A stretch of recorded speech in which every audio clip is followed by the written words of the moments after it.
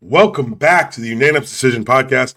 I am your host, D-Palm. Follow me on Blue Sky, Instagram, everywhere on the socials at DPalm66. Follow the show at UDPod. Follow the entire MTR network at, you guessed it, the MTR network. You found us. Don't you dare lose us. Subscribe on iTunes. Subscribe on Spotify. Subscribe on YouTube. That's right, we're on YouTube. Do me a huge favor. Don't ask for much ever. Go to YouTube at UDPod66 and hit that subscribe button. Just do it for me. I know there's a little button here on StreamYard I can hit to make the little thing appear. I'm not going to do that because I don't want to. But please do me the favor so I don't have to click that button and do subscribe.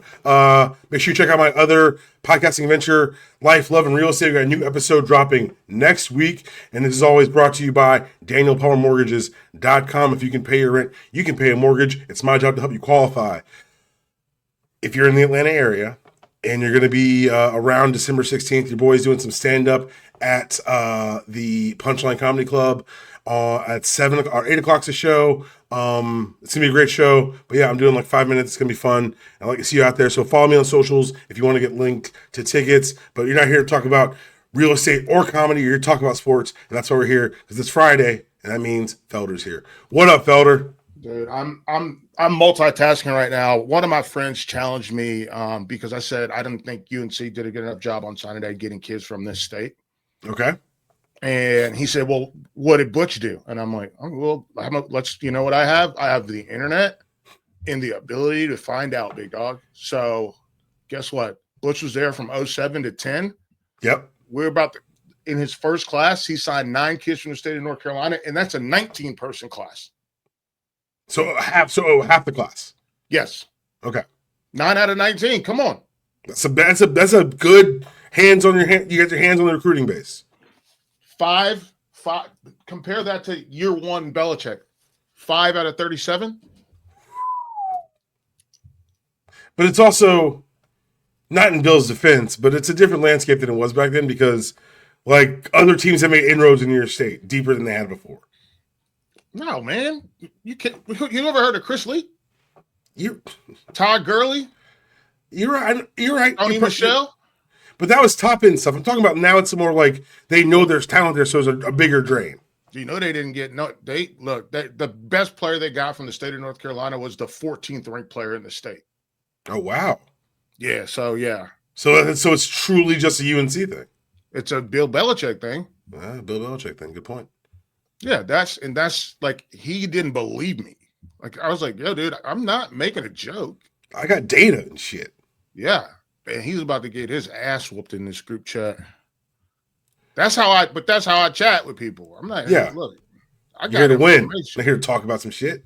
Yeah, I got information, my man. So everything is good. Obviously, signing day. I feel bad for the kids because it's basically getting swallowed up in the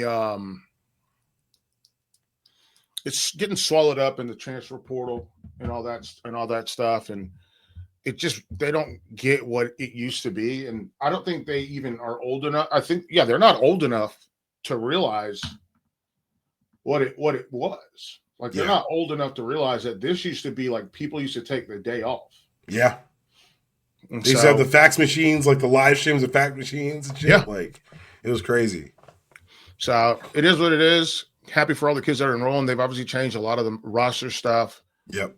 In terms of, I didn't see that. Let me go back. Okay. But yeah, we're good, man. This is the live looking on what it's like to be Felder's friend. This is fantastic. Yeah, I'm in a good mood. I'm in a good mood now. Grocery shopping's done. Good. Kids picked up from school. Right on. And we're having steak and potatoes for dinner. Like you can't you can't beat it. So how was Turkey Day, man? Know what's your favorite day of the year? Did it live up to the hype? Oh, of course it did. What do you mean? Of course.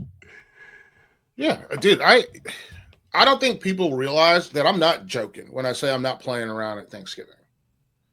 I'm not kidding around. I fried 3 birds. Gave one of them to my friend's mom. Kept 2 for myself. There you go. Mac and cheese. Turned out, my wife said this might be the best mac and cheese. Because basically it's like this, like you're riding this thin line, like it's a marriage between She likes like this always creamy. I like baked. Like, Yeah, I don't mind getting my mac and cheese out with a spatula. that's good. It's the way God intended. Yeah. So I kind of put them two together. And so if you go from the outside, boom, you get me. Inside, a little more creamy. There you go. It worked. We made it work, man. Is this a Felder recipe or is this something you picked up some along the way? This is a Felder recipe Right that on. I learned how to make mac and cheese from my mom. Then you take what the elders give you, and then you know what Missy say? Flip it and reverse it. You got to do what works for you. So I did that. Stuffing was good. Dressing, actually, we don't stuff the burrs. Really, it would be a mess if we tried to stuff a fried. Dog, it's dressing. Like, why are we saying these other things? I'm right with you. Yeah, it's dressing. It was good. Turkeys came out great.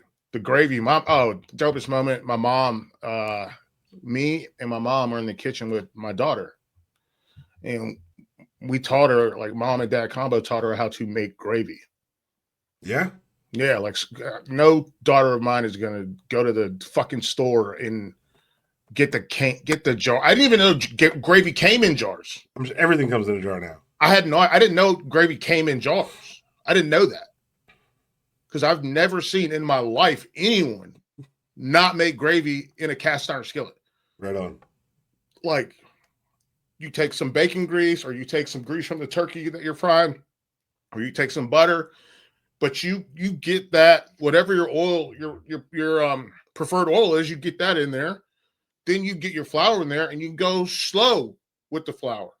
You can add a little bit of salt, a little bit of pepper right then, and you keep it going. You keep it going. Then you let it, once it starts to brown, now you're looking at, what are we going to do? Is this like for rice and gravy? I like a more thin gravy. I'm probably going to use a little bit of stock and some water, loosen it up.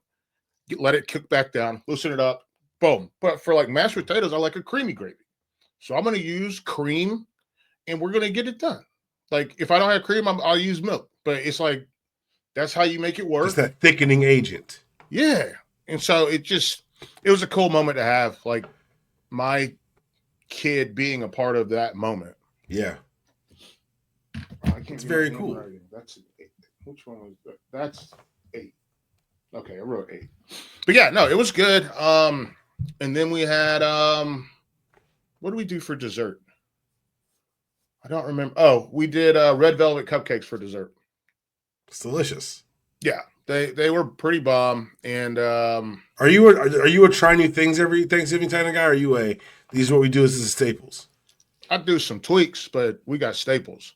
Yeah. Yeah. Oh, we had greens too. I cooked those with turkey necks. Gotta have the greens. But the only people that eat greens is me and my mom, not my wife and daughter. I only had 4 people at Thanksgiving. It's fantastic. But that's what it was. And then said mac and cheese. Oh, I made rolls. Oh, see, you want to talk about, do I do the same thing every year? No, I didn't. I tweaked these rolls, dog. What'd you tweak? Give me some tweaks. Okay, so I have a Amish white loaf that I use. Of course, that's a recipe. But I've for my bread, my like loaves of bread that I make. Yeah, I've already cut the sugar. It wants you to use 2/3 of a cup of sugar. I cut that down to half. I don't need that much sugar. Make it, but what I do is I let it rise first. Then, while that's rising, listen. If you cook, you better have softened butter somewhere. You have to. Okay. So I get my wax paper out, put the butter on there, fold it, close it over, roll it out, right? So it's a flat sheet of butter. It's super thin. Might be a millimeter thick. After the first rise, you take your bread. Now, usually what I would do is divide this into loaves and kind of score the back a little bit, and that's bread for sandwiches. But you're doing biscuits. But I'm not doing biscuits. No, this is a completely rolls. Different, excuse me, I apologize. I'm doing rolls. So what you do is you roll out the full. It makes 2 loaves. You roll out the full 2 loaves. You take that butter and you peel it directly into the middle of the rolled out 2 loaves of bread. Fold it over. Roll it again. Don't let that butter squeeze out. Roll it again. Then you fold it back over again, roll it again. So now you've got like a croissant. Now Yeah. you've got these layers of butter inside, and then you cut the roll. You cut the rolls out, roll them into a ball, press the bottom to keep them closed. Let them go to their next rise. They're filled with butter. Then you cook them. So you got a buttery roll that you put a little. You drizzle some butter on the top with a little sea salt. That's the roll. I'm starving now. I just ate. I'm starving. That sounded delicious. I want to talk to you about something that happened the last couple of days. Uh-oh. No. It's sports. It's sports. But I woke up. Yeah. I woke up, and it said Chris Paul has been sent home by the Clippers. Chris Paul has been sent home from Atlanta by the Clippers. Lawrence Frank sent him home in the middle of the night. Jeez. Like they woke this man up. So you and I are about the same age. Our entire lifetimes, the Clippers have been a fucking joke. Yeah. And the first time they started to matter was when Chris Paul arrived. Yeah. And so, Felder, like you and I have been around sports media a while. Yeah. For a GM to be like, they sat down and had a conversation and they bought his ass a plane ticket home in the middle of the fucking night. Like, even at the worst, he'd be like, just don't come to practice. We'll figure it out in the morning. Don't do this. But for him to like hit waivers at like 6 a.m. because Lawrence Frank had to be done with his ass. And then to have your stars, your Kawhi Leonards, your James Hardens to come out there and have to answer and be like, I found out like y'all found out. We have no idea what's going on.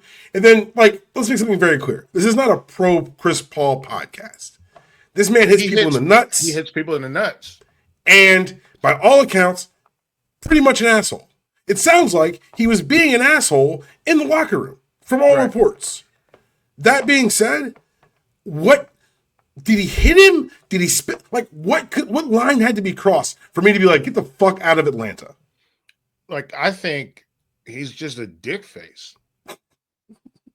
I mean, it's like, seriously. No, like, I think, and the thing is, that I agree with you, but at the same time, this guy is your franchise. This is the retirement tour, and for it to end, he's not your franchise. This is his retirement tour.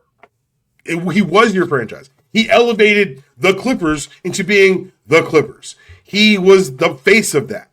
Him and Blake, and so could you not get through the road trip? Could you not say, let's talk about it in the morning for it to come out in the middle of the night? First of all, probably Chris being petty and small is probably why it came out in the middle of the night. I am not that stupid. I mean, but two, what, like, as a franchise, don't make it look like a fucking joke. No, man. The roster is what makes them look like a joke. The record, the on-the-court product.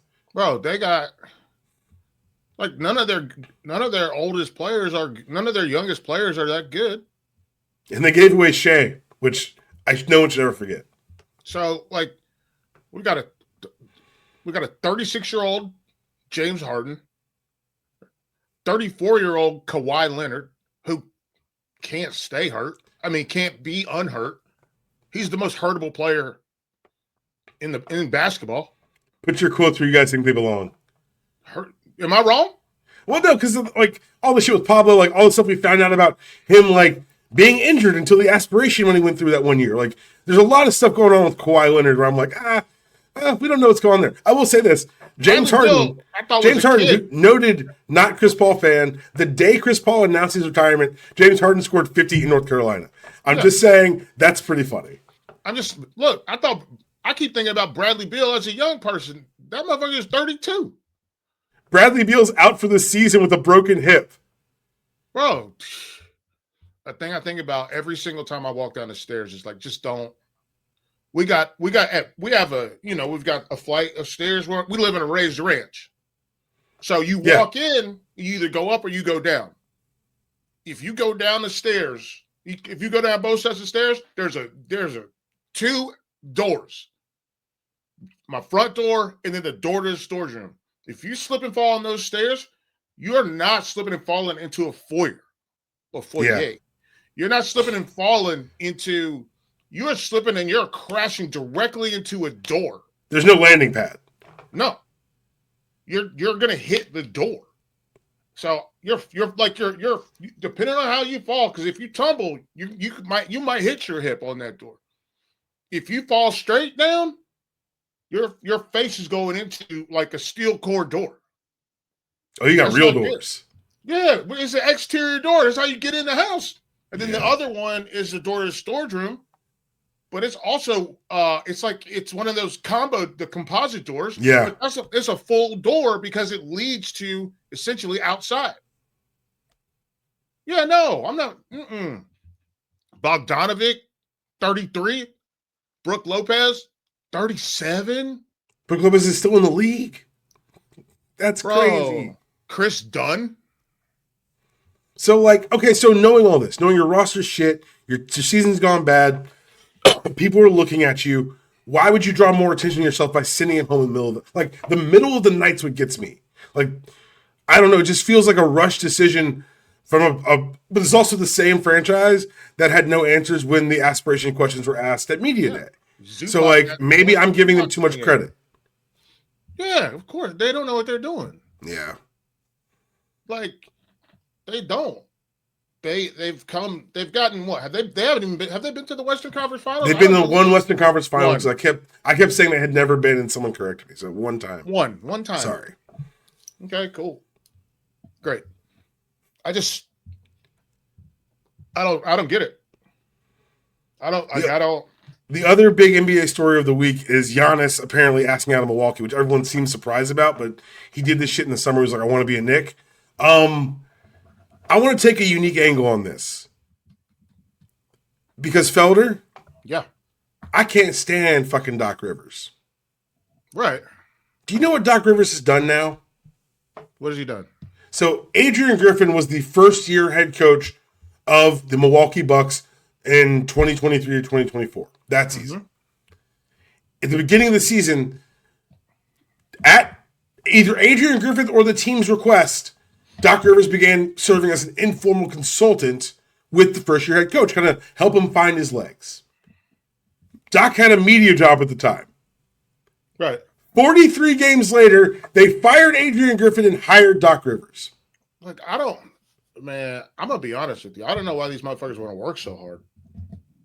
That's some snake shit out. That, Doc, damn it. The inner workings of the team.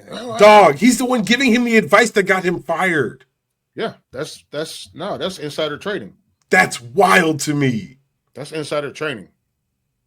And now, I want everyone to pay attention because Doc's going to be on your televisions by the All-Star break as an announcer again. Because whatever happens next, whether Giannis goes to New York or Houston or God bless it, please Atlanta, wherever he ends up, Doc did not come here to coach or rebuild. No. Doc gets you to the second round and then you get eliminated, realistically. But Doc tells you he can win you a title. He doesn't say, give me these young bucks, let me build something. So Doc's on the way out of this. He will be back on television. And because he is in the media, all the media loves him and they treat him with, it's so frustrating. Yeah, it's bad. He keeps getting away with this, Felder. I don't understand. I don't get why. I don't understand. But you guys do you. But we're all, just to be fair, we are also talking about the same league that had to put guardrails on to protect teams from themselves. Yes. Yes. That's a really good point. People don't talk about that nearly enough. I don't think this is a league of adult human gentlemen, largely many who are billionaires or millionaires. Yep. They had to stop themselves from drafting high school players because it was ruining teams. They had to stop. They're like, we can't keep draft. We need to at least see them 1 year in college. We got to stop doing this. And so let's make a rule you can't even do it. Because if we don't make the rule, somebody's going to do it. Instead of somebody being smart in the room and realizing most of these dudes not going to be KG. And what's worse, and I'm trying to explain to people, is that no matter how stupid they are, they still get stupider. So the Thunder, as of this recording, have lost one fucking basketball game this year. Right. Their second best player hasn't played most of the games because of injury, but now he's back, and no one may ever win again. Do you know what they have draft-wise the next few years? What do they have? They got the Clippers pick in 2027. Okay. They got the Clippers first round pick in 2026. Okay. They got the Clippers first round. They got Dallas's first round pick in 2028. Jeez.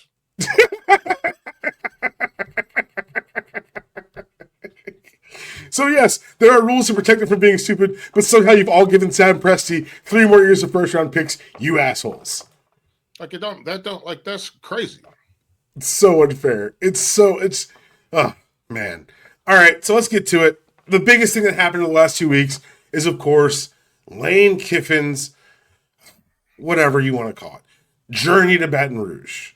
I really I had to call my mom about this. No, you didn't. Yeah, I did. Why? She my moral compass, man. What? I couldn't come up with the word to describe.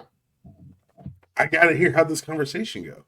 What I try to do when I talk to my mom, I try to frame it in a way, because my mom's not like a huge sports fan. She likes watching sports sometimes, but she's not a huge like ins and outs of all the sports stuff. Gotcha. She like just likes watching, like likes watching like UNC play basketball. Yeah. And she'll turn on a game on a Saturday when she's doing laundry or whatever. And she keeps up with like the Panthers because we live here, and her friends. My mama will tell you to this day that she discovered Steph Curry because she happened to turn the TV on during Davidson's March Madness run. I actually talked to Nubias Wilborn about that, and how college basketball did a really good job of, because they were on CBS. They going all the way back, like they made UNC be a household name everywhere. Duke household name. Michigan with the Fab Five household name. Even UNLV. Great marketing. Like it was just like you can only watch these games on one channel. Right.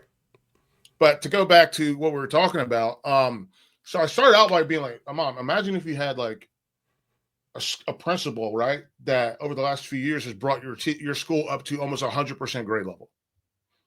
And then right before EOGs, they scoot out for a more affluent school.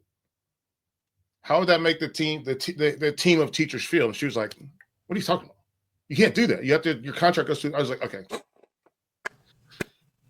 You're right. Shout out to your mom. That's awesome. But literally, I was like, so here's what's happening. Ole Miss has not been good in my lifetime, ever. They've never been championship contenders. Right. This coach has been there for what, 6 years? 6 years. This coach who's been there for 6 years has them on the cusp of winning a national championship. And he gets a call from a bigger, better opportunity at LSU, and he just skates out. He does not meet with the kids. He tried to pretend like he was going to coach to the rest of the season, and they were like, no. Dog, that shit was wild. You need to get out. Seriously. And then, so he and it's one of their rivals. So he goes to one of their rivals, takes the extra money. It's like doesn't say goodbye to the team. Like, to me, that's the most backhanded, crooked. And then I think about it, because I hadn't thought about this, and has it been a decade? Not quite. Yeah, it might have been a decade. I want to see this number, man. Because hang on, let me. I want to find the number first. All right. I think about this. Yeah, it's been a decade. 2009 to now is 2019, so it's been almost. It's been 16 years. You're bad at math. That's why I keep a calculator on me, player. I was going to use the calculator. I got you. I can do that. Do it in my head, and then obviously I was wrong. 16. You were right. No, I'm right. I can do fucking math. Well, my brain's consumed with other stuff. Tell me. I'm sorry. I apologize. Keep going. 2009. So 2009, what does he do? Skips town. Peace. Skips town on the Vols after one season. Skips town. For those who don't remember, there are fires. It was bad. It was a bad night in Knoxville. Yeah, it was a terrible night. They were but here's the thing. Go back a year before that. Yeah, he skipped out on the Raiders. And Al Davis came out with the projector and was like, "Here's why he's a no good motherfucker." Yep. And then he wrote a letter to Tennessee that said, "If you guys hire this, you're making the biggest mistake of your life. He is a scumbag." Like I don't think he used the word huckster, but I think that's what he meant. Yeah, huckster was intimated. So I reveal all this, and the thing for me is I reveal all this to my mom, and she goes, "Oh, he's just he's selfish." And that's the word I've been using. Hmm. He's selfish. Because at Tennessee, remember this. This is pre-early signing. This is pre-transfer portal. At Tennessee, do you remember what he did? Tons of illegal shit. He had them on sanctions. Oh, I don't mind. I don't give a shit about the sanctions. I'd do those all day. Yeah, but what are you talking about? When he was calling his early enrollees, telling them not to go to class so they could transfer to USC. Don't go to class. Don't go to class. You listen, let me tell you something. You'll lose a year. Don't go to class. So I wonder if he's on the phone calling Ole Miss kids. And I wonder he was. Yeah, but I wonder how they're reacting to getting left in the wave of him going to their rival, leaving them out to dry for the CFP. Can we take a quick second to dig into that? Because, like, it's Pete Golding. And, like, does Ole Miss deserve to have a national coaching coach? Maybe. But Pete Golding, there's at no point in the last 3 years has someone said, knows the next head coach of a big-time school in this country, Pete fucking Golding. No one's ever said that. I know. But here's the thing. They hoping to draft off of his, 4 years at Alabama? Go ask a Bama fan how they feel about Pete Golding. Oh, wait. Oh, yeah, I know. But he trying to draft off of that. He's like, look, man, I went to Nick Saban's home for wayward coaches. I got my shit together now. I'm ready for this to be the job. We'll see what happens. I just sorry, I didn't interrupt you, but I wanted to emphasize what a lurch he's left this team in. Yeah, it's bad. Because also he was like, by the way, I'm the head coach now. It's not interim. Fuck you all. Like, yeah. It's wild. Wild. The whole thing is absolutely wild. And I love the way that Kirby Smart talked about it. I'm sure you saw it, but Kirby Smart essentially just said, we need to change we have to figure out something to change the timeline. I'm working on this project. I hope to get it out tomorrow. I don't know if I will get it out until Monday, but I'm working on this project where I look at what I've done is I've bitten off way more than I can chew. You already saw I can't do math, so there's that. But hang on, let me pull it up so I make sure I hit every single thing on this. It's a draft. Go to the drafts. Come on, go to my home. How can you change the calendar? There's the draft. You're solutions oriented, not just going to complain. Yeah. I'm looking at National Signing Day. That should not be on championship week.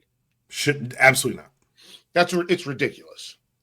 The playoff schedule, which you're not going to complain about when we done talking about this, because it should not go into the back third of January. The bowl schedule, which also complicates bowls. Wow. Yeah. The portal schedule. NFL draft declaration.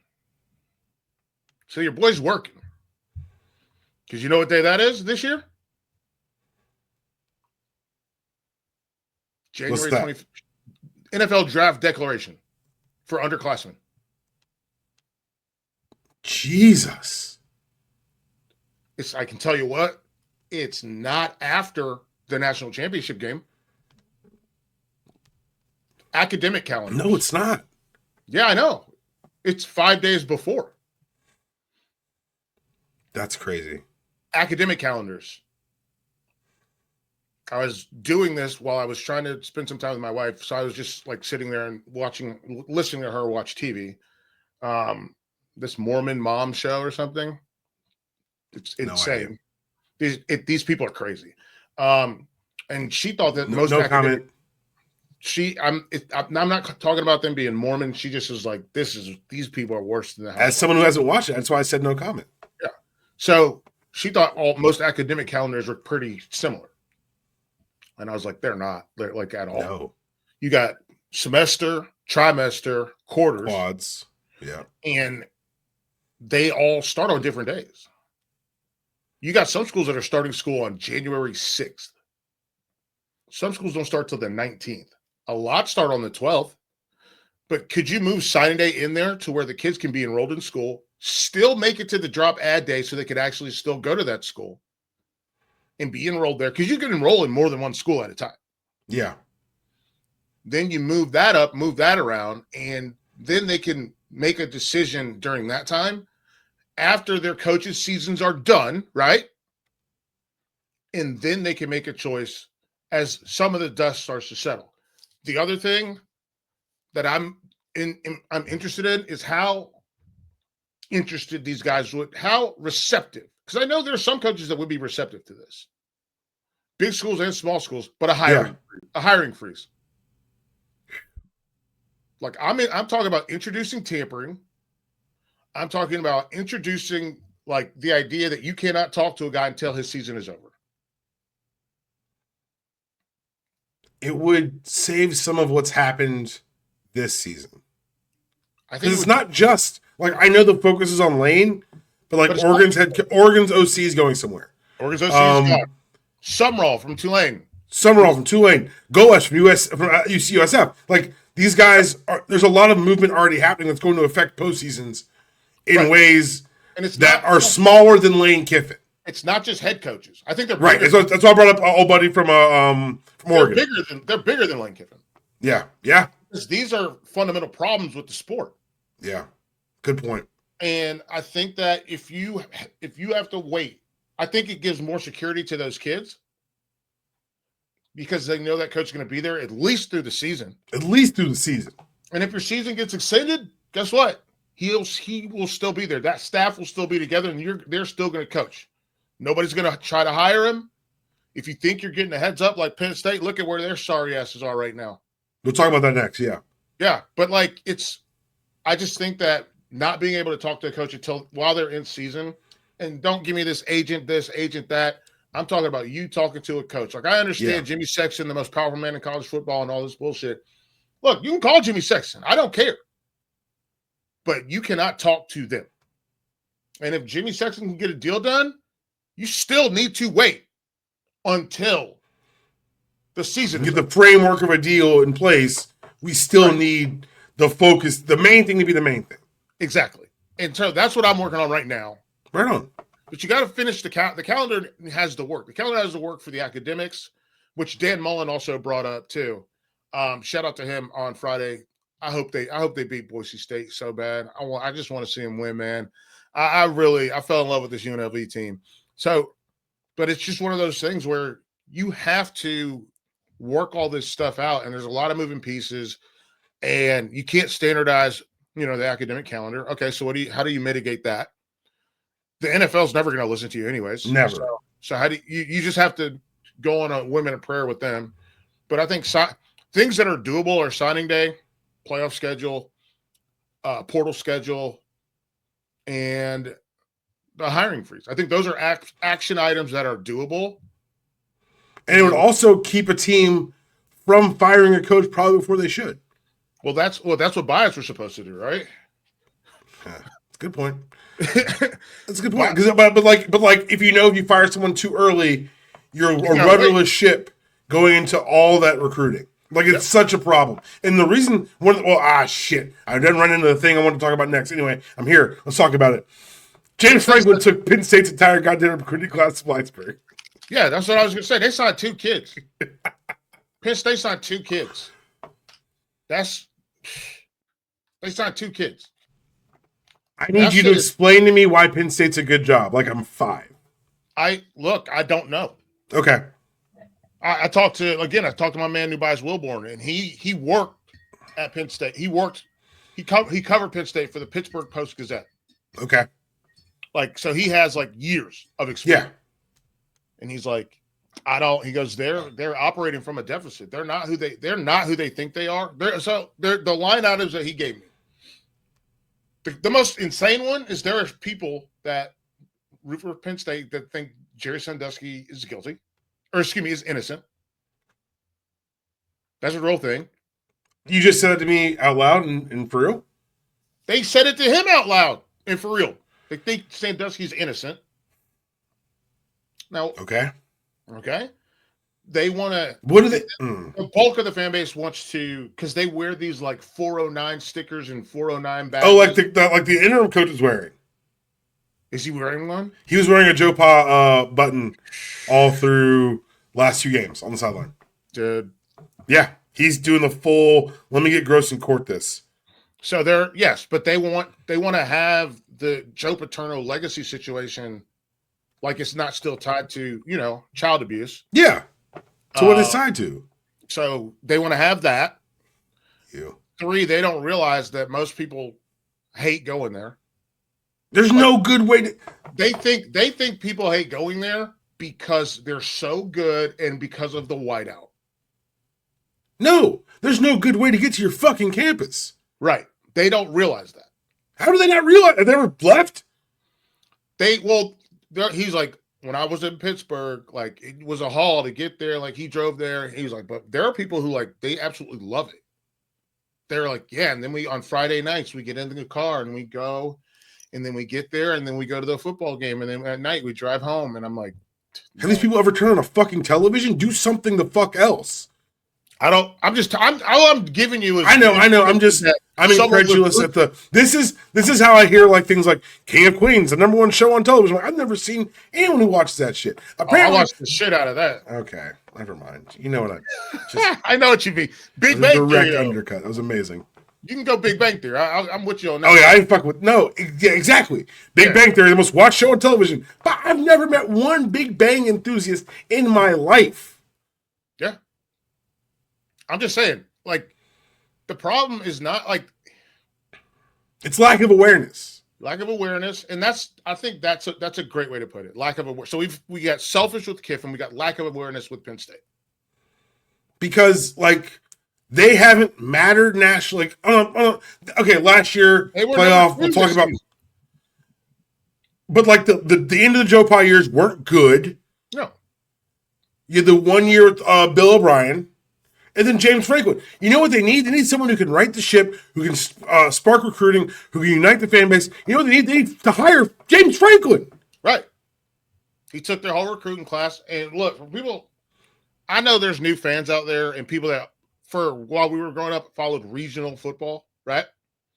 So I grew up in regional football. They don't know they don't know James Franklin's whole deal. They don't know they don't know it. So they don't know that James Franklin was supposed to be the coach in waiting at Maryland. Yep. Ralph Friedgen, I don't think Ralph Friedgen is the best sequential play caller that I've ever seen. Okay. I'm serious. Like I know. Yeah. No disrespect to Lane. I think I will full disrespect to Sark and full disrespect to Lincoln Riley, but Ralph Friedgen is the best sequential play caller that I've ever seen. That's like another. You and I need to have a conversation about because that's fantastic. I've never thought about it that way. It's like he sets you up to knock you down. Yeah. Bro, the Vernon Davis years, I remember watching them a lot. See, I was trying not to bring that shit up, dog. There's been one time in my life, one time ever in my life, that I was like, I'm glad I'm not in the game. Every time, like when I was in college, I didn't get in, right? But you like keep waiting on that. I got a chance to get in against. We're driving against Wake Forest my freshman year. I got a chance to get in.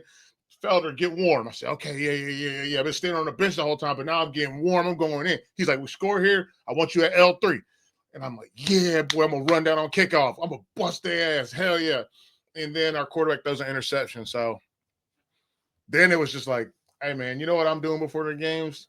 I'm going to hit the tailgate. I'm going to show up to the game 30 minutes before the game. I'm going to go in there and get dressed. I'll dress out. I'll run out the tunnel. Hills on 3. And then I'm like, bro, I got a can of dip right here. You and I had very different college experiences. Yeah, I know. I had a can of dip in my shoulder pads, and I used to dip the entire game and just be out there like, I'm not going in. What's the difference, man? That's hilarious, bro. Big a whole, and I used to always stop at the little convenience spot and get a full can of Skull Straight. I was dipping a whole can every Saturday. And that's funny as shit. Let me tell you something, dog. On those Saturdays in September, when don't nobody show up to the game in Keaton. Yeah. Oh, yeah. The sun just reflecting off the aluminum. Boy, it was hotter than a mug. So, yeah, I just don't. I with respect to Franklin to put a button on that. Yeah. Anyways, to go back to Ralph Friedgen trusted him to be the coach in waiting. I believe it was, what was her name? It's not K-Yao. K-Yao. Oh. I can see. Sister. I know you're talking about. Debbie Yao. Debbie Yao pulled the rug out from under him. Debbie Yao. Yep. She pulled the rug out from under him because she was at she was at Maryland 94 to 2010. Ralph Friedgen ready to go. He think his boy gonna take over. He think his boy ready to do it. What's James Franklin been doing the whole time he's at Maryland? He been recruiting DMV. Yep. He been recruiting Southeast Pennsylvania. He's been recruiting Richmond, like Northern Virginia. He's also been recruiting in the Tidewater of Virginia. That Tidewater, yep. Been recruiting in New Jersey. Virginia Tech got them a real one. And I know some people think Franklin could have got a better job, but I think this is the perfect job for him. This is the job for him. Yeah, they don't come in there thinking we're instantly going to win a national championship. They don't come in here. He don't come in there with them thinking, this is not a rebuild. We watched him play. It's a rebuild. But he went out and got some guys, got some dudes, and they completely flipped spots, basically. Virginia Tech finished 22 in the country on signing day. Penn State finished. I didn't even know it was a number you could finish until I realized there are 136 teams, and they finished 135. It's like I need people to like really grasp. Like you may be watching the fall of a nominal powerhouse. Like so people said that the money is going to change everything, and it is because there's a lot less depth in position groups because there's more parity of the talent across the board. However, if you fuck up big as a brand, it's harder to bounce back from that than it is to say, we had a few bad recruiting cycles. College football is the sport. The sport that is college football is truly, by and large, the sport with the thinnest margin for error. Yep. And it is so much easier to drive your car off of a cliff than it is to stay between the lines. It is so much easier to drive your car off a cliff than to stay between the lines. That's a reality. Like if you're in the NFL, you can buy your problems. It's a 53-man roster. You can fix it. You can figure this shit out. Yep. You'll hire somebody smart and you can fix it. If it's basketball. Shout out to Ben Johnson, by the way. Oh, dude, I love him. Fucking him up, baby. I love him. That's our dude. We got a little group chat, and we all just are sending Ben memes and like we're just sending memes that people, because I know a lot of people from Chicago. Yeah. So they send me the whatever new memes are with the Ben, local Ben memes, and now I send them to my old teammates, and they're like, "Bro, let's go, Benny boy." I love it. That's so fucking cool. When the season's over, I guarantee him and Benny the Bull are going to do something together. They have to, dude. They have to. But like you said, you can fix the NFL roster pretty fucking quick if you really want to. MLB, throw money at the problem. No caps. The Dodgers were not that good when we were kids. They weren't that good 10 years ago. And they were like, yo, you know what? Watch this. What if we just buy the best players? Yeah. What if we just go to Asia and are like, which one are you? Let's take him. Let's do it. And then, well, yeah, they were. No, I'm just saying, like they went in there and grabbed fucking Mookie Betts. No, I'm trying to think of the best way to describe Babe Ruth, Asian Babe Ruth. Like, it is so much fun to watch that motherfucker play baseball. Oh, he's so good. He's so good. They went in, but they were like at some point someone had to be sitting there and they're looking at like the numbers for like franchises, right? They're like, we don't make as much money as the Yankees, but we're kind of close. And we're in LA. People want to live here. Dog. Why? What are we doing? What are we doing? Like, fuck Moneyball. Broke asses. Yeah. Why you champion being broke? What? I thought this was America, goddammit. Dude, yeah, Moneyball, like, that's insane. Look at how broke I can be. Fuck and that. Hey, man, we found this guy from Tacoma, and I'll tell you what, he cannot play in the field, but he can hit and he can steal bases. Shit, I got Shohei Ohtani who can do everything. Next question. Man. Dude, it's ridiculous. So I just think that football's the most precarious sport. Yeah. I mean, we saw because I'm the example. I'm the guy who was like, hey, let's not get so hot on firing Mark Richt. Mm-hmm. The next guy usually goes poorly. Yeah. And I was the only, and everyone looks at the Kirby thing like, we could do that. Hi, Nebraska. The fuck? Like, no. You remember when they fired Frank Solich for not winning 10 games? Yeah, that was insane.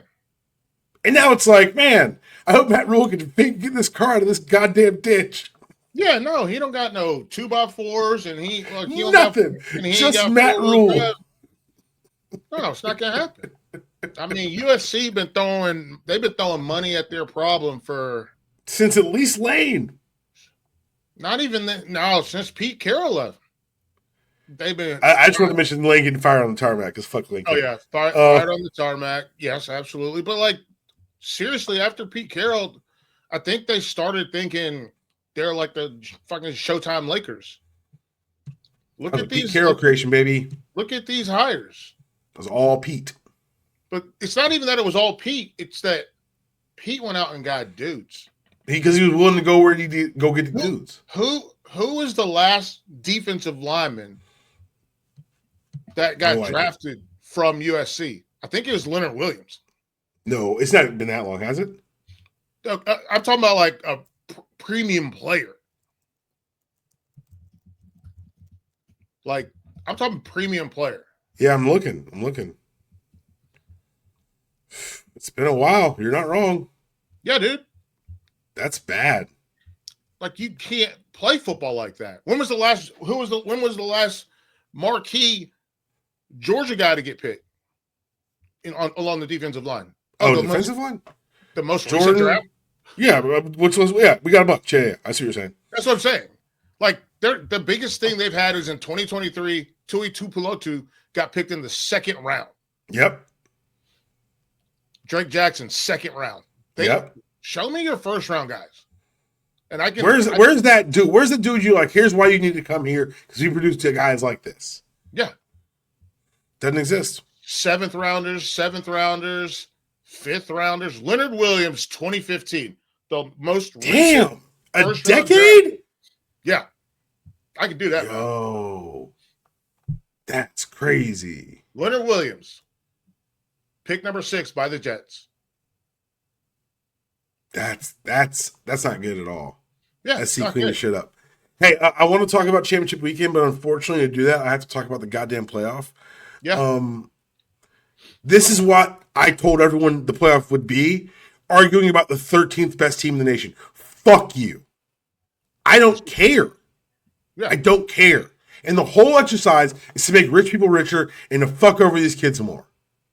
Yeah. And we're going to talk about it because that's what the sport is turned into. I just want to vocalize my continued real and deep opposition to the whole fucking premise because they're going to expand Felder. Yeah, I know. We're 16 next year. Sure. 24 maybe. Who knows? Fuck. I'm so fucking mad about this. I'm so resigned. We did college sports now early because Hartzell had to go to Atlanta for he's going to be in the bins on Saturday helping with game coverage. And what I've realized is I'm so resigned because the producer of the show and the other co-host, Trip, he's like, why can't we just go back to having this and this and this? And I was like, you can't ever go back. That's not how it works. And what I realized, you can't put the toothpaste back in the tube. And what I realized is I'm so resigned to what's going to happen that I'm fully numb to all of it. I'm so angry. Like I am. I don't have the ability to get angry. I don't have the ability to pretend like I care. Like I had to bite my tongue today because someone was like, "Oh, Georgia's got to play the SEC title game, but at least they're going to be in the playoff." And I almost lost my fucking mind. That game should mean a little bit more, huh? It should mean a lot more. I mean, it just means more. Someone said, "Oh, it's sad they had to play. Now they got more of a chance to get hurt." Yeah. What the fucking loser shit have you injected my sport with? You monsters. I mean, because you were fucking greedy. Because you wanted more TV money. Because ESPN said, shake a little ass, we'll throw some more. Yeah. Well, I'm gonna tell you what my old coach told me, and I'm sorry if this offends anybody, but this is something when we said we were a little bit wrong, he would look at us and go, "You were a little bit wrong?"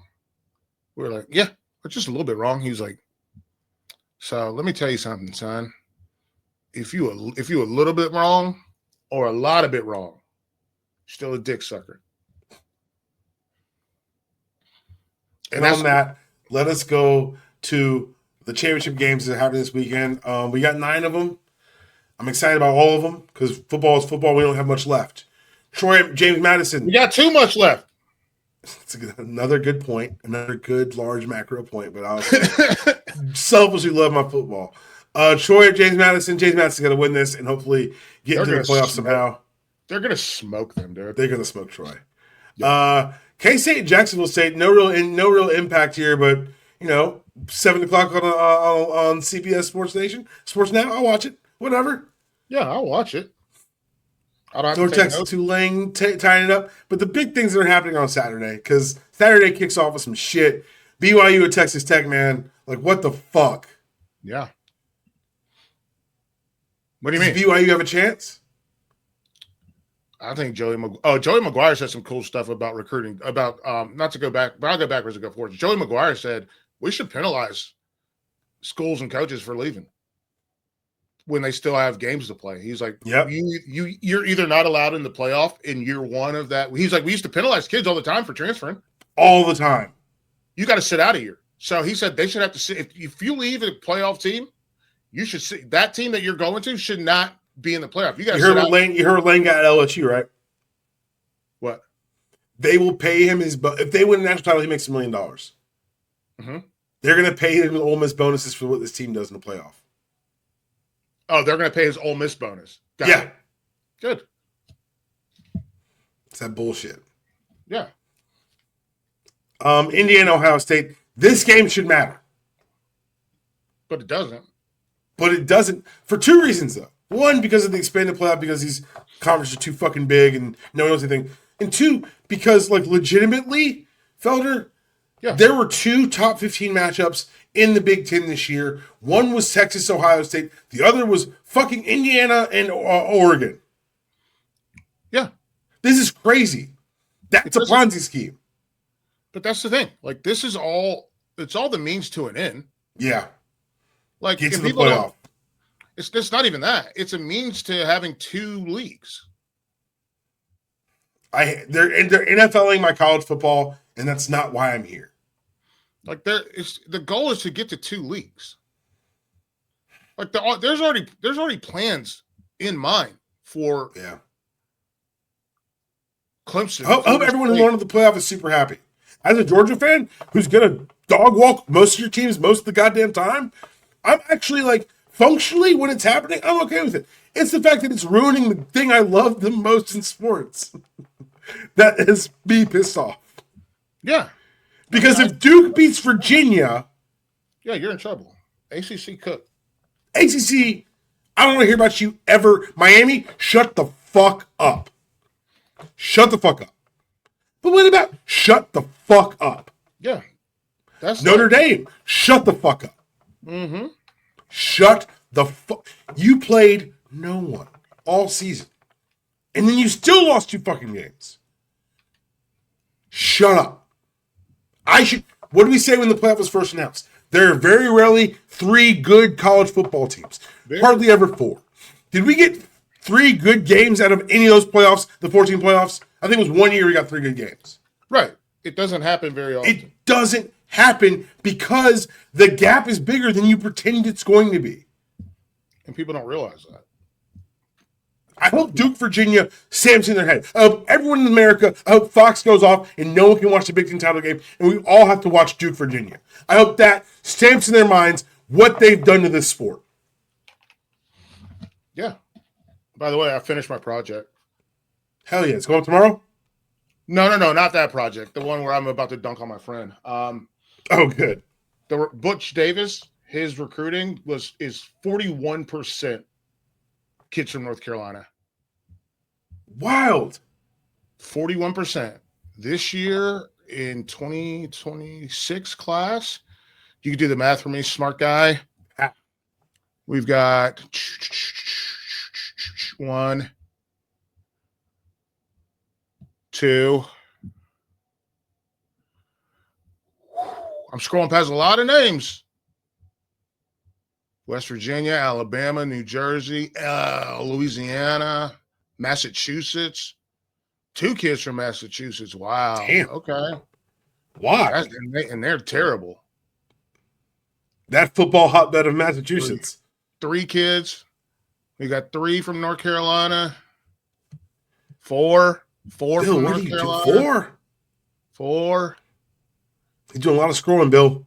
There's a lot. 4, 5. What are you doing, Bill? And 1's a punter or a kicker, excuse me. You get to 5? 5. 5 out of how many players? 5 out of 39. Shut the fuck up. Really? I'm not joking, man. It's like 10%. 12. Yeah. It's 12%. 13. I'm gonna round them up. 13%. Yeah. Holy shit. That's bad. Yeah. Yeah. So I'm someone about to get dunked on today. That's fantastic. This is what it's like being a friend with me because you don't get to talk great. You don't just say shit. We're going to check it. Listen, I will check everything all the time. And so then before we get out of here. If I'm wrong, I just won't say nothing. But when I'm right, oh, you about to hear about this shit? You are in trouble, baby boy. Before we get out of here, Georgia Bama, tell me why this is the time Georgia can finally do something right against this goddamn team. Honestly, I think that their group of linebackers, I think they're coming alive at the right moment. Like the last 4 games, they have really looked. I think they've looked like insane. Like running people down. Like why are they that fast? I don't understand it. Like they are like these dudes are all Ferraris, and it's wild to see what they're able to do when you watch. Oh my gosh, Quintavious, right? Mm-hmm. Quintavious Johnson, C.J. Allen. C.J. Allen's so good, dude. And then who's the other one? You know what game? Chris Cole? No. Let me hang on. Ellis Robinson. Ellis Robinson, yeah. The game that changed it all for me for the linebackers was watching them not get beat by Lane's lateral shit. The Ole Miss game was really a big because before that game, there've been shaky things here and there, and they're still not as consistent offensively as I'd like them to be. Fuck you, Mike Bobo. Go coach Penn State. Mike Bobo to Penn State. Let's make it happen. So people have said Mike Bobo to Penn State. Some people have said Bill Belichick to Penn State. Like people are really trying to offload people. Offload their coaches to Penn State. You know what? You should be there, man. Lightly used, coach. Here you go, Penn State. Hey, man. No, but when that game against Ole Miss really for me was like the turning point of okay, this is a linebacking core I can rally around, I can believe in. And then the performance against Tech, the offense notwithstanding, I thought defense played lights out against Georgia Tech. I thought it played really well. Yeah, they're the way that they okay, I got it right here. 13 plus 9 is 22. 22 points in the last 3 games. Allowed. 22 points allowed in the last 3 games. Come alive at the right time, baby. Yeah. And you know what? I'll tell everyone this. I don't think Kirby's mad at all about playing the SEC title game. I think he meant that shit was I used to love this is the game I used to dream about playing. The fuck's wrong with y'all? Let's go play some football. Did we already talk about this? Kirby Smart, I love what he said when he was asked. Kirby Smart, look, he said, hey, I want any kid that transfers out of here, he's soft. And I want to play him. Because I know that if he's going somewhere else, that whole team's soft. Yep. Let me tell you something. They're not going to get physical against us. And I'll tell you what, if he got a chance to play Miami, buddy, he would. Whew. Boy, because there ain't no love lost between them 2 programs, between Carson Beck and the rest of them. They ain't upset. Mm-mm. They rock with Gunner. They really do. Like that SEC championship game was it the championship game when they played Texas? Against Texas, yeah. Last year, when my man took that extra step, took the hit, got his helmet knocked off, and got up. And got up and said, "Where's my helmet?" Every single one of those DSGBs, for those that don't know, down South Georgia boys. Please believe it. Please believe it. By the way, I got a little bit of that in me, so don't come on. My family from Perry, baby. Houston County. I won the Perry Invitational in 2002. I still got the T-shirt here somewhere. There you go. All pins. Let's go. Houston County. Don't. That's where my wife's from. From Houston County? She was from Warner Robins, baby. Oh, Warner Robins. Like I said, my family's from Perry. I know. It's all the same. All I'm saying is when Carson Beck left in his Lambo and his range, they were looked at Gunner and they're like, this man drive an F-150 and then gets smoked in the SEC championship game, gets up, gets mad, says, "Where's my helmet?" Like the only thing that would have made it more epic was if there was like some blood trickling down. But he fits in with those guys. And I can't remember. I might have sent it to you, but this Instagram, a reel where it was like Matt Stafford, Jake Fromm, Gunnar Stockton, and then Carson Beck was over on the side, and they were like, no. No, yeah, exactly. You did say that to me. You're not one of us, dog. Not one of us. Stafford was from Texas, but he pulled up in the truck. You know what I'm saying? He was one of us. Well, also, he was full frat Stafford. He was, for those who were around then, like Matt Stafford with name a different girl here on his arm at Georgia. He was that dude for lots of reasons. They loved his ass. But it's one of those things, and I think about this a lot, because football is such a team dynamic. It's such also a family dynamic. And this is something I thought about.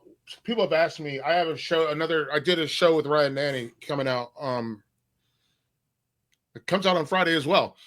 And it's a show where you literally, like, we talked about the Bill Belichick dynamic, and I don't know how much those players like each other. I've heard things that there's a lot of kind of dissension and but at Georgia, it's not just white country boys. It's not just black country boys, which, by the way, black folks can be from the country. Okay, I think anyone who watched this podcast has figured that shit out by now. Bro, look the fuck up where Perry is on the map. I just been listening to me and you talk over hours in the last fucking year or so. Look up where Perry is on the map. If you think my cousins don't go hunting, if you don't think they own a pair of Georgia boots, if you think that I'm not recording from a room full of shotguns, because I go hunting. Yeah, that's what I'm saying. So Gunnar Stockton, Jake Fromm, but you also got to you got to make it with the kids from the A. Yeah. Right? Fromm, Stafford, Stockton, they get along with those guys. Fromm is from Houston County. You know why they get along with them? Because they're real people. Authenticity. Yeah. Authenticity plays. It's not. It always has. It always will. Especially in the locker room, because you can do it. You can go win some games. Eventually, a hard time's going to come. Yeah. And the real you is going to shine through. Yeah, and I think that's I know they're not going to make it into the playoff, but that is something that I saw with Texas, where early on it seems like Sark put like a governor on Arch, and then in this back half of the season, saw him start to be like who he actually was. They started letting him run, right? Yep. Let him run. Let him talk his cash shit. Let him do that instead of trying to turn him into some like model player. Some Sark robot. Yeah, exactly. And this is the same kid that went up to see Ryan Wingo's. This kid went to St. Louis. Yep. To help with an inner city camp. Like, that's who he is. But he's also been around every walk of life from a football standpoint, because this kid was a little kid going to the Manning Passing Academy, and they had everybody up in there. So I think they need to just let him do what he does, and maybe Sark didn't trust him. I don't know. Obviously, the Georgia game did not go well for him. But at the end of the day, this is like, I assume he's coming back next year. That's what everybody says. So we'll see what happens. But this is, like, again, it's authenticity. And him, like, what did they try to tush push? Like, why are you doing that with him? That's not what he does. Makes no sense. roll him out. Let him move. Let him have a run pass option to do something. So we'll see. Let him be athletic on the edge. Yeah. I think you guys are up against it because I think Ty Simpson has also come into his own as the Alabama quarterback.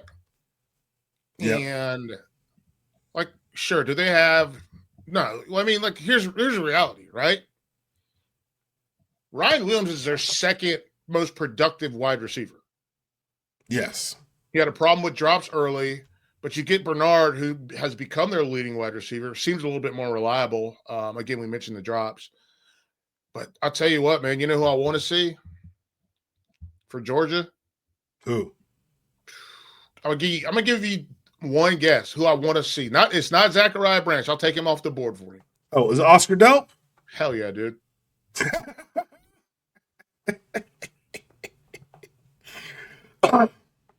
That Darnell Washington clip's floating on the internet now about how big he actually is. People are like, I can't believe you didn't get the ball more, George. I'm like, the other dude was Brock Bowers. Fuck you. Like, that had to happen. I'm sorry. I'm telling you.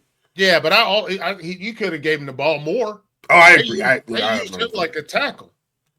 Because he's big as a fucking tackle. But look at but like, here's the thing. Don't love everything that Bobo, and it hasn't always been Bobo, but what Kirby Smart does, I don't like the governor that he puts on some players and then he lets other players go free and do whatever they're going to do. Like Darnell Washington, George Pickens. Look, there was a reason to put a governor on Pickens. Why? Because he's a crash out? Yes. Who cares? That dude from Tech who he tried to kill during a block there. No, he tried to kill that man. He tried to kill Buddy during a football play. Bro, he grabbed his face mask and threw him into a wall. Like, no one, I was like, George Pickens is crazy. I'm like, yeah, we all saw it. And like, no, he just does crazy stuff. Like, no, he tried to kill a man on television. Yeah, bro, when he grabbed that dude's face mask in the NFL, and then, like, how strong is he? He must be the strongest receiver alive.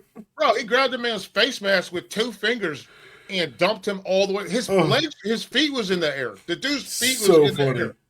So funny. But George Pickens didn't get labeled a starter until like the last 2 games. How the fuck can you trust George Pickens?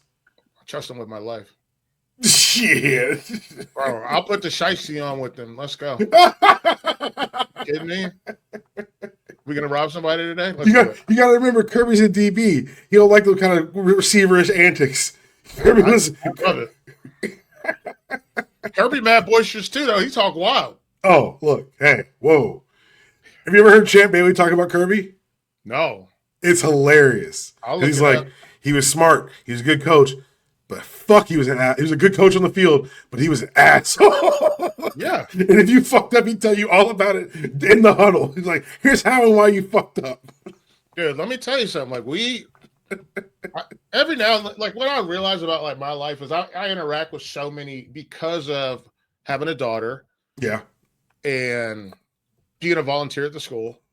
I interact with so many people. Like today, the PE teacher was like, I'm going to do carpool next to you so we can talk. And I was like, that's fine. I don't usually talk at carpool, but that's cool. And he just wanted to talk about football and signing day. And he was like, nobody here knows like any of that stuff. So it's just me by myself. Like, he works at an elementary school.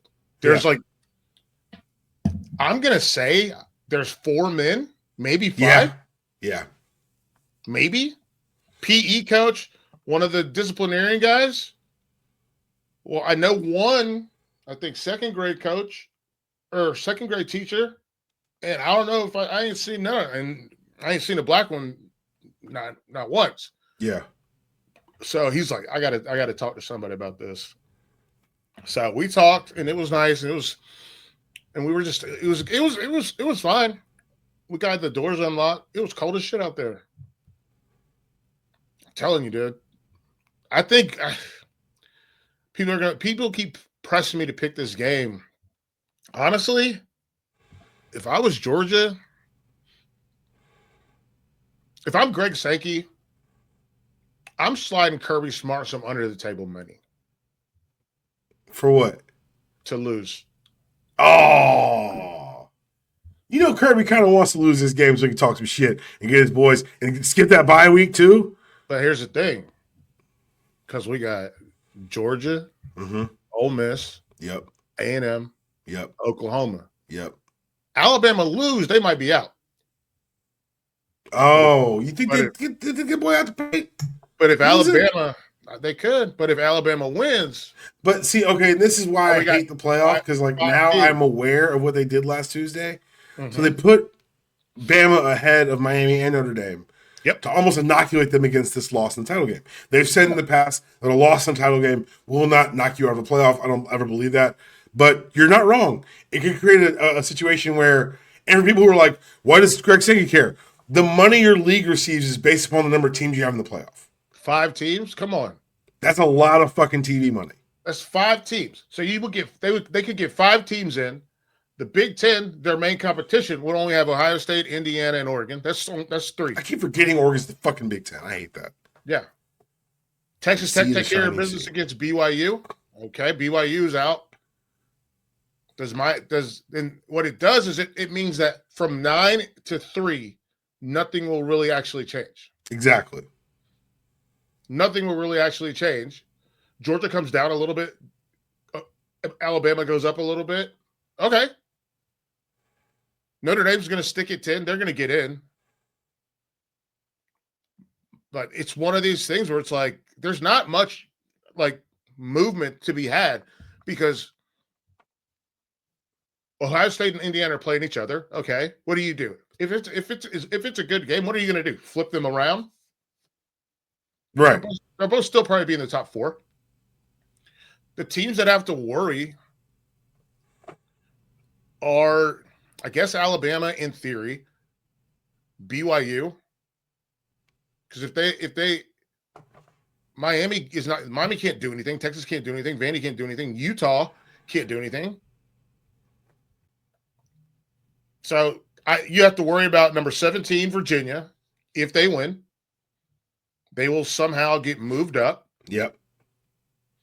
And I don't know, man. I hate the fact that we have to talk about this shit. I hate the fact that we're here. I would love for this to be back in the BCS where Georgia wins, Ohio State wins, we tie them up, we do it for a New Year's Day game, we call it a fucking day, and the schedule goes back. But guess what? Toothpaste don't go back in tubes, horses don't go back in no barns, and the money coming out ain't coming out of these people's pockets. Felder, tell everyone where they can find more of your musings, and tell us about the thing with Nanny dropping tomorrow or today. Shit. Oh, by the way, my dad just sent me a picture of Castle Grayskull. Your dad's awesome. This is not a joke. This is not a test. He sent me a picture of a Castle Grayskull. Hell yeah. So, and the caption says, if your parents bought you this when you were a kid, you were neighborhood royalty. Because it's the He-Man situation. Folks can find me at itsfelder.substack.com. You can also find me on Tar Heel 24/7. I've got a big thing going up there tomorrow where I'm going to start to break down this recruiting class. And I think I'm just going to do it 3 guys at a time because it's 39 kids. That's 13 videos that I can do that help me, I guess, generate some off-season content since they have no off-season because they were so bad at football. And I got to justify a paycheck somehow, man. I feel you. And I got to prove to them I'm recruiting. I'm real good at recruiting. Yeah. So we're going to do that. And then, that's about, college sports now. Check that out, dude. We're doing it. What about the other podcast, the Hand in the Dirt? Oh, Hand in the Dirt. We have a real good time. It's a gardening podcast about football, and really it's a lifestyle podcast. And we talk about everything, basically. Like, that's why we started calling it a lifestyle podcast. We do talk about gardening still. We do give folks like homeowners advice because we're 3 homeowners in very different stages. It's like not different locations. They live in Winston. I live in Charlotte, but very different stages of homeownership. And we have one guy's got 2 kids. I've got 1. Another one has 0. So we're also in the parenting world and the school drop-off world. I'll be killing it at school drop-off. That's all I'm gonna say. Bro, they showed me on the Instagram, and I felt so bad that I couldn't like share it because I don't need people know. I don't need people know where my kid goes to school. That's a good point. Hell no. You see my Instagram anytime there's a picture of her and my wife, what do? I put a little cat face over it.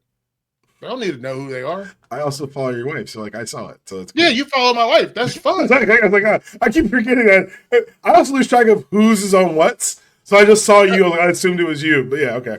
Yeah, but no, it's all good. And but no, college sports now. We are doing a mega episode this upcoming Tuesday, and by mega episode I mean it's Stephen Hartzell, right? It's Tripp, also AKA the Lock of Docs, who might win the handicapping for the season. So we'll see. It's Roddy Jones. You know him from ACC Network, ESPN Network, Sirius Satellite Radio. It's Wayne Cook, who played at UCLA, played quarterback at UCLA, has some of the most amazing stories about his teammates, and does sidelines for UCLA. And then also me.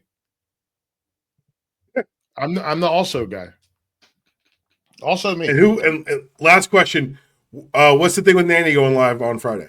Goes live Friday. I don't know what time. I'm sure he'll tag me in it, but it goes live Friday. And that's just, there's a little kvetching about the Belichick situation, but I done did the math. We already went over the math, right? Yes, sir. 13%. Round up. 1, 2, 3, 4. Over 4 seasons, Butch Davis, 41%. UNC, 41% in North Carolina. And then over 1 season, 13%. Butch Davis never had a season below 20. And it was his worst season. It was 08, where his class was ranked 25. The other class ranks 10, 11, and 21. But all of those, 10, 11, and 21, all those over 40%. So let's go. I'm getting ready to send this. I'm going to take a picture and send it to my friend so that it's on the record. Let's go, man. I'm ready. We're having steak and potatoes for dinner tonight. I don't even think I'm going to make anything green. I'm just going to chill out and get this done, get ready for tomorrow. Because all I have is drop off tomorrow. Oh, but let it snow. Come on, baby. I appreciate you taking the time, Felder. Another successful Felder Friday in the books as Felder looks outside for a snow day like a hopeful child.